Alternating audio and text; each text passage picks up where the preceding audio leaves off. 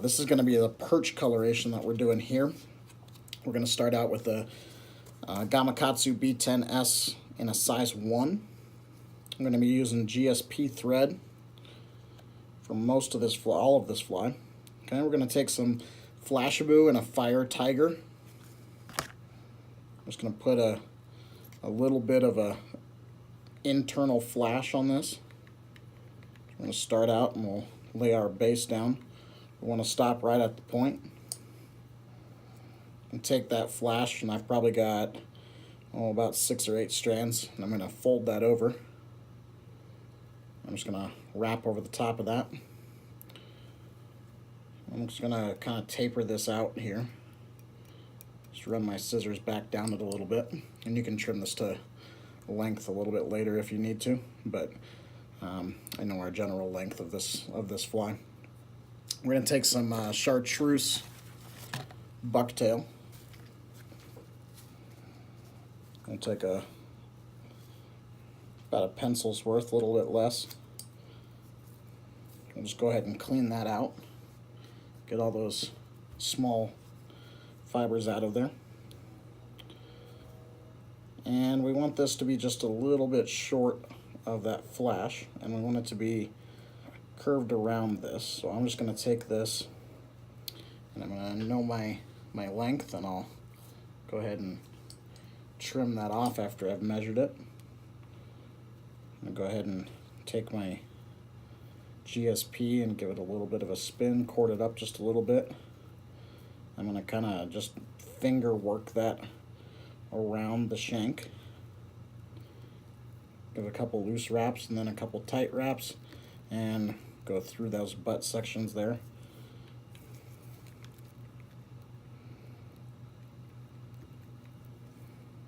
Okay. This is just going to kind of help do some profile in the back half here. Trim off those butt ends.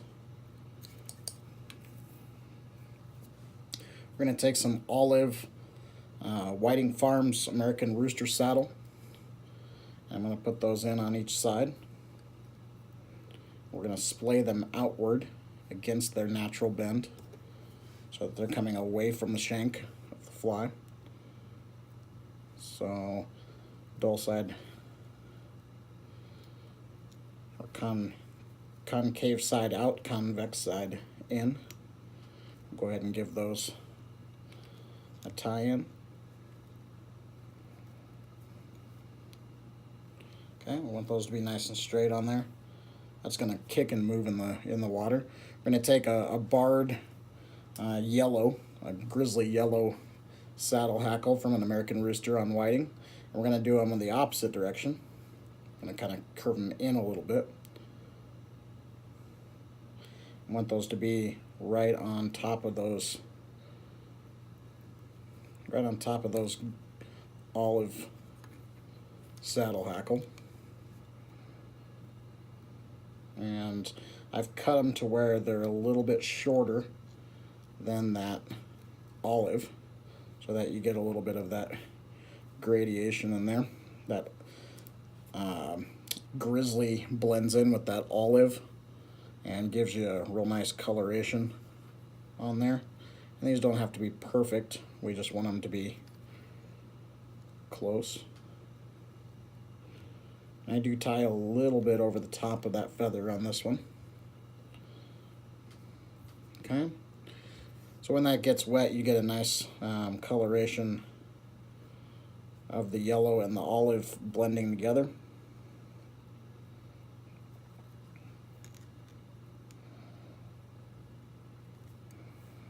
Okay, we're going to take some bone dry Solares and just kind of put those tie-in points underneath some goo. I'll go ahead and hit that with the light, and you can use Zap-A-Gap or whatever other thing you want in there as well. I just like to have that bone dry in there. I'm going to take a couple more pieces of this Fire Tiger flash. probably 4 pieces, maybe 2 of the rust color and 2 of the green, but really it doesn't matter whatsoever. Take those and put them halfway around the thread. We'll give that one wrap, and then we'll wrap those around the other side here.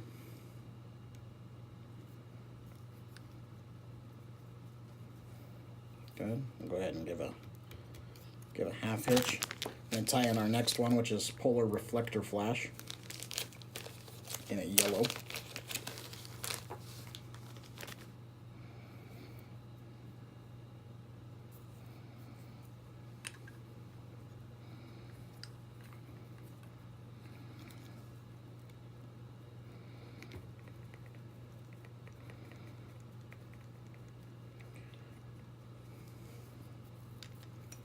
We're going to take this and we're going to wrap a touch and wrap dense body. I want a lot of this material just covering the shank. We'll just kind of pull that back as we're going down the hook shank.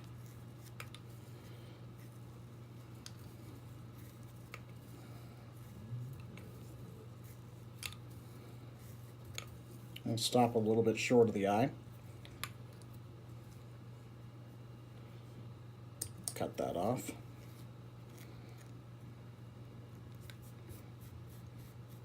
Just make sure we got no tangles in there.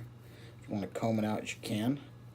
But you can see that nice profile that gives us. Okay, we'll go all the way up to the front. Lay down a little thread base here. I'm going to take some more chartreuse bucktail, about a pencil diameter. We'll get rid of the short fibers. I'm going to measure this. I want to measure this just a little bit, about halfway into that tail, and then I'll cut off just a little bit long on that. I'm going to flip our fly over.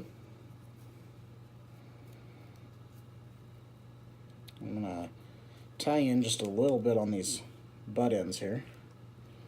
Give us some nice flaring wraps on there. We're going to go to our olive bucktail. Get the same amount.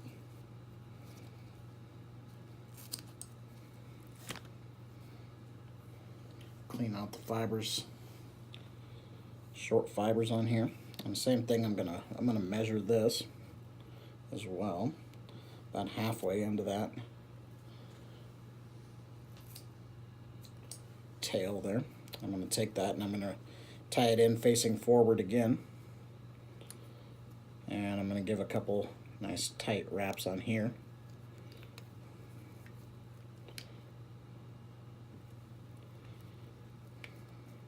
Okay, I'm going to take, these are the new tools from Hairline. Helps me to kind of reverse tie. Just kind of push that all back into the right direction here. I'm going to try to get to where there's no chartreuse that's bleeding in through the olive here. So if there is one little fiber there, we'll get rid of here. There we go. Okay. We're going to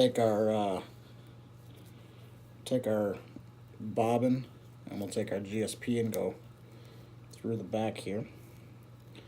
I want this to be tying down on top of these butts so that we don't cinch down the bucktail. And we'll go ahead and give a couple nice loose wraps. Make sure we've got everything aligned. I'm going to get that side aligned a little better. You just want to have a nice even line. And then once you know that you're in the right place, we can go ahead and give some nice tighter wraps on here.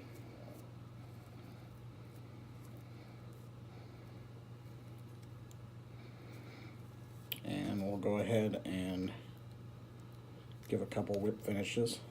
Pull that nice and tight.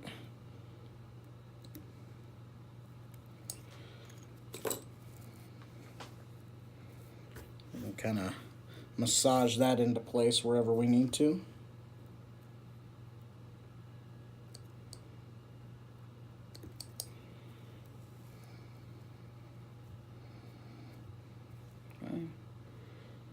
Squeeze that bucktail right on that point so we get a nice narrow spot here. I'm going to take some Flyman Fishing Company Fire Eyes. These are 8.5 millimeter. Take some Loctite super glue. Go ahead and just put a little circle on here. We're going to go over this with goo with the Solarez as well, so I'm not worried about these being anything more than just held in place right now, because we're gonna get those doing real well here in a second with the adhere real well with the Solarez. Okay, just want to take a look at it, make sure you're in the right location, and then give it a nice squeeze and just kind of hold it there for a second.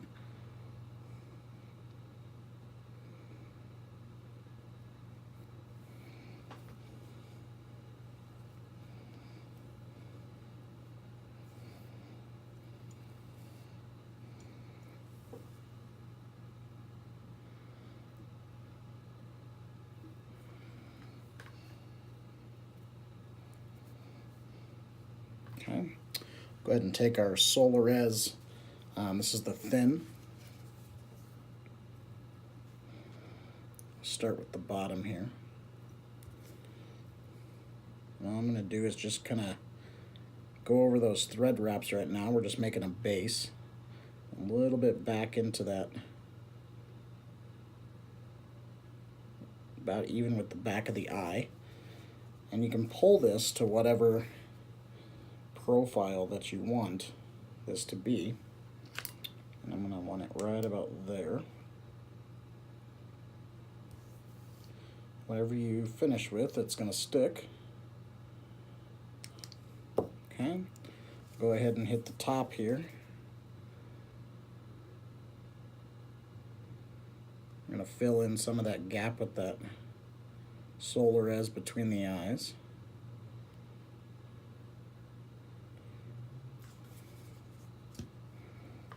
Okay, we want to match the contour of the bottom here.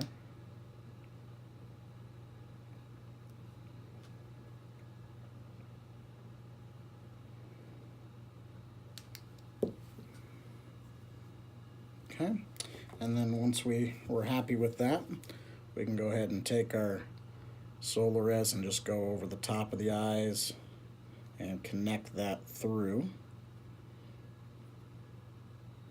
I want to get over the top of these butts on the front here as well.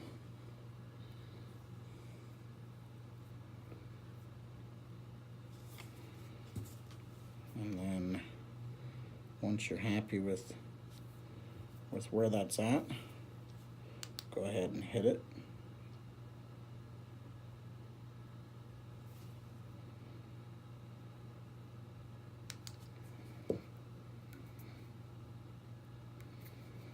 Okay, we got a little bit less up here on the top, so I'll just even that out here.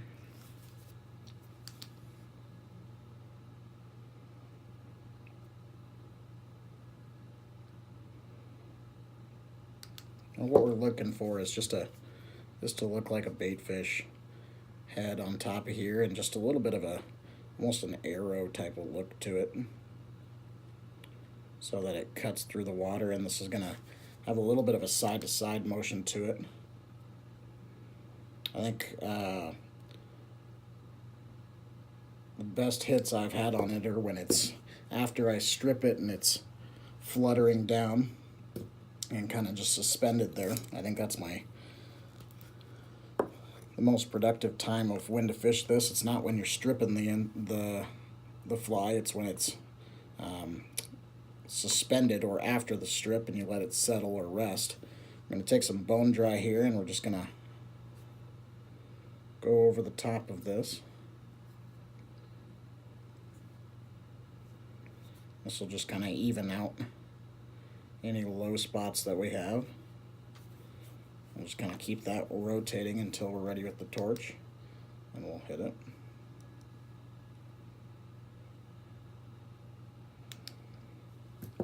And that's it right there. If you want, you can hit it with one more round of that bone dry just to really even out everything.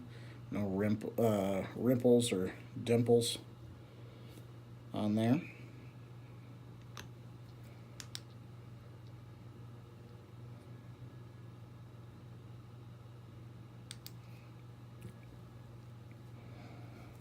And that thing has really just been really productive for bass, both smallmouth and largemouth, pike, really anything that'll key in on bait fish. This has got a variety of different color combinations. I like it in a white and red. I like it in a white and gray, a white and blue. This perch coloration, you can really go nuts with some different color combinations. A black and purple is good. There's all kinds of options that you can have. It's just a great looking pattern, great, easy to fish and throw, and it's a lot of fun to throw and fish. So that's the Bucktailer.